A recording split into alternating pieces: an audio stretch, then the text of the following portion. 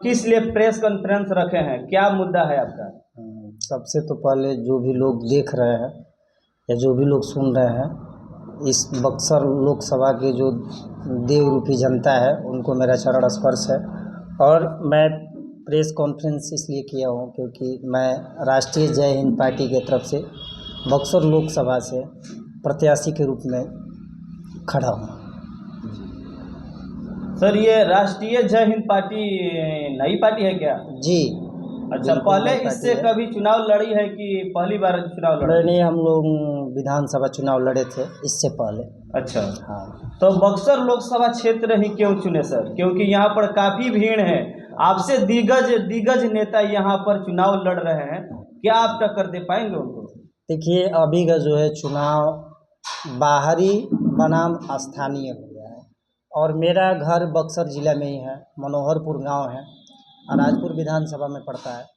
तो अब जब मुद्दा ही हो गया है स्थानीय बनाम बाहरी, तो आखिर बाहरी यहाँ पर इतने दिनों से आ करके बक्सर को लूट लिए हैं और हम लोग यहाँ पर बक्सर के हैं, बक्सर में पढ़े लिखे हैं, बक्सर के मूल निवासी है, तो हम लोग स्थानीय हुए, तो हम लोग भी अपने हक के लिए, युवाओं के हक के लिए, जनता के हक के लिए, किसानों के हक के लिए हम लोग खड़े हुए हैं लड़ने के लिए।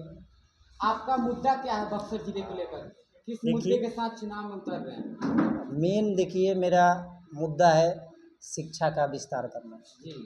दूसरा चिकित्सा का विस्तार करना, तीसरा आपका जो हमारा छात्र का अधिकार है और किसान का अधिकार है उसके लिए हम लोग लड़ेंगे, हक के लिए लड़ेंगे।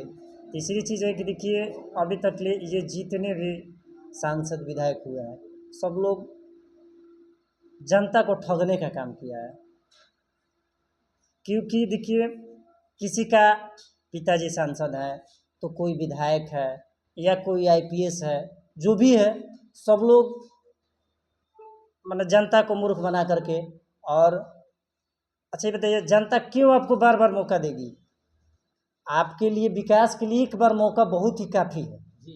और आप आते हैं जनता के बीच में कहते हैं कि हमको सेवा करने का मौका दे। आखिर सेवा क्या है ये हम लोग बताएंगे, क्योंकि अगर आपको सेवा करना है तो फिर आपको सैलरी की क्या ज़रूरत है? अगर सैलरी ही देना है, एक विधायक और एक एमपी को अगर सैलरी ही देना है तो सेवा क्यों कीजिएगा? अगर आपको मतलब सैलरी देना है तो आपको वार्ड को भी देना चाहिए, मुखिया को भी देना चाहिए, जिला परिषद को भी देना चाहिए, और नहीं तो ये सब इसको ख़त्म करना चाहिए। तब देखिए कि कितने लोग समाज सेवा के नाम पर और सांसद के नाम पर चुनाव लड़ रहे हैं। तमाम दिग्गज चुनावी मैदान में है बक्सर की सीट को लेकर के, क्या लग रहा है आपको देख करके उनको? ये तो देखिए जनता का चुनाव है, जी। ठीक है ना।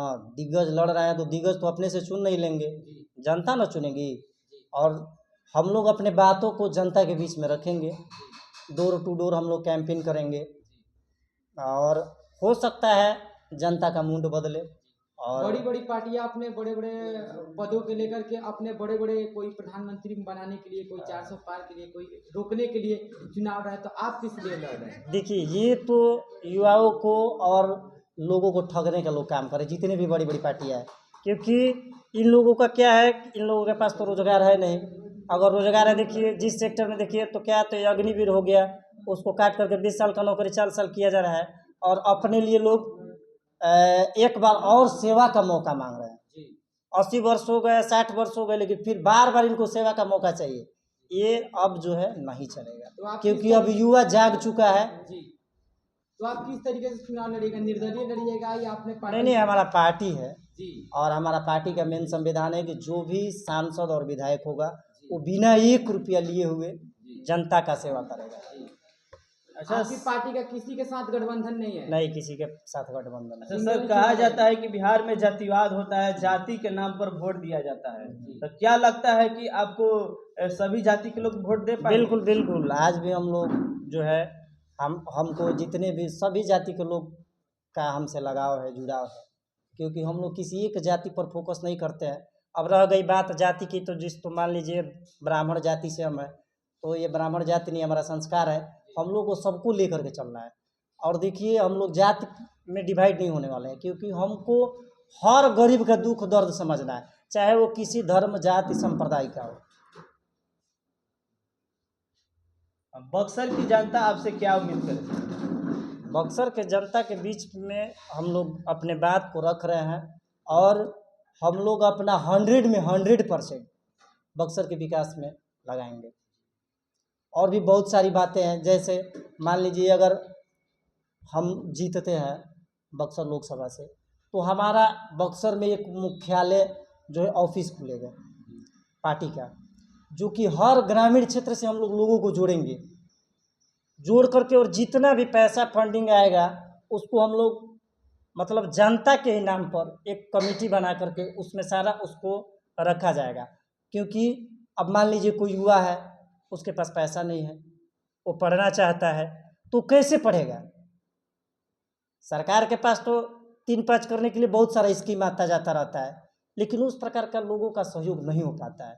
तो हम लोग उस पैसा से युवाओं के बीच में, किसानों के बीच में, या जितने भी हमारे गरीब भाई बहन हैं उनका जो है शादी में या रोजगार में, उस पैसा को हम लोग यूज करवाएंगे। क्योंकि डायरेक्टली लोग जा करके वहाँ पर मिल करके अपने समस्या के लिए करेंगे और वहाँ से समस्या का समाधान होगा। जी, तो अभी जितने भी प्रत्याशी हैं बक्सर में, सभी प्रत्याशी से आप हट के कुछ करना चाहते हैं? बिल्कुल बिल्कुल, सबसे ये बक्सर का बहुत ही ऐतिहासिक क्षण होगा और लोग जो समझेंगे और हमको जिताएंगे और अपना आशीर्वाद स्वरूप हमको वोट देंगे। क्योंकि एक गरीब किसान का दर्द वही समझ सकता है जो गरीब के घर में जन्मा हो, जो किसान हो, जो यहाँ का स्थानीय हो। क्योंकि यहाँ तो सब लोग पैराशूट से आए हुए हैं, ये बरसाती मेढक है, बरसात में आए हुए हैं, फिर बरसात के बाद गायब हो जाएंगे। और हम लोग अभी कहने का यही तात्पर्य है कि जो एनडीए के प्रत्याशी मिथिलेश तिवारी जी हैं, बरसाती मेढक है, सब लोग बरसाती मेढक है, ये जनता जान चुकी है। आईपीएस आनंद मिश्रा बिल्कुल बिल्कुल, सुधाकर सिंह भी, बिल्कुल बिल्कुल, ददन पहलवान भी, बिल्कुल सभी लोग। क्या बात कर दी आपका उन लोग का उम्र देखिए, से, हाँ आप एक मिनट, उम्र से काफी अंतर है, आपसे उन लोग का ज्यादा अनुभव रहा है राजनीति में, आप अभी उनके नजर में चाहे पद में बहुत छोटे हैं। बिल्कुल बिल्कुल, बात आपका सही है, लेकिन देखिए यहाँ बात अनुभव की नहीं है, यहाँ बात युवाओं की रोजगार की है। ठीक है, युवाओं की समस्या को दूर करने की है। युवाओं की जब बात आती है तो सब लोग पीछे हट जाते हैं। और रही बात जितने लोगों को आप नाम रखें, तो सबको तो जनता ने चांस दिया है ना, भाजपा को चांस दिया है। चाहे जितने लोगों को आप नाम रख रहे हैं, किसी के पिताजी विधायक है, कोई खुद विधायक है, सबको तो चांस दिया है ना जी। अब क्या बार बार आपको ही चांस चाहिए? आप अपना चांस मांग रहे हैं, उसके बाद अपने बेटा का मांगिएगा, पतोह का मांगिएगा, नात का मांगिएगा, तो सिर्फ आप ही का विकास होगा और जनता मूर्ख बनी रहेगी, आपको चांस पर चांस देती रहेगी। कोई खा खा करके मरेगा और कोई बिना खाए हुए मरेगा, ऐसा नहीं ना होगा। ये अब खत्म होने वाला है, क्योंकि बक्सर की जनता जान चुकी है और इस बात को लोगों को समझना भी है, क्योंकि तभी आपका भविष्य उज्जवल होगा। बक्सर लोकसभा क्षेत्र में एक नया चेहरा आया है, आईपीएस आनंद मिश्रा, जो कि अपना सरकारी पद से नौकरी का इस्तीफा दे के आए हैं और काफी युवाओं को दिलों में जगह बना रहे हैं और चारों तरफ आईपीएस आनंद मिश्रा का हाहाकार मचा हुआ, और वो भी ब्राह्मण जाति से है और आप भी ब्राह्मण जाति से है, तो कैसे आप टक्कर दे पाइएगा? देखिए, युवा हमारे जो है पढ़े लिखे हैं, लेकिन लोग आ करके इनको बहला फुसला देते हैं। क्योंकि अब देखिए, एक तांबा और एक सोना दो जगह अगर रखा जाए तो दोनों में आप किसको चुनेंगे? सोना को चुनेंगे। आखिर आनंद मिश्रा जब उतने अच्छे पद पर थे तो उनको चुनाव लड़ने की क्या जरूरत है? वहाँ से भी आप समाज सेवा कर सकते हैं, क्योंकि अगर हमारे पास नौकरी है, जब वहाँ से रह करके हम समाज सेवा नहीं कर सकते हैं, तो आप इस क्षेत्र में आकर के क्या समाज सेवा कीजिएगा? आप अपना जो है सारा व्यवस्था लेकर के आए हैं और लोगों को, अब तो हम क्या कहें, बरगला रहे हैं, फुसला रहे हैं। इससे जनता जाग चुकी है, इससे कुछ होने वाला नहीं है, क्योंकि वो तो आने वाला समय आपको बता देगा।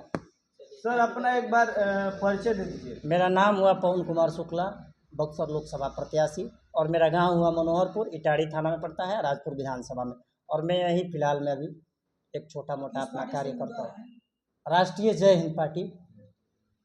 चलिए, धन्यवाद। जो लोग सुन रहे हैं उनका भी, सभी लोग इस बात को समझिए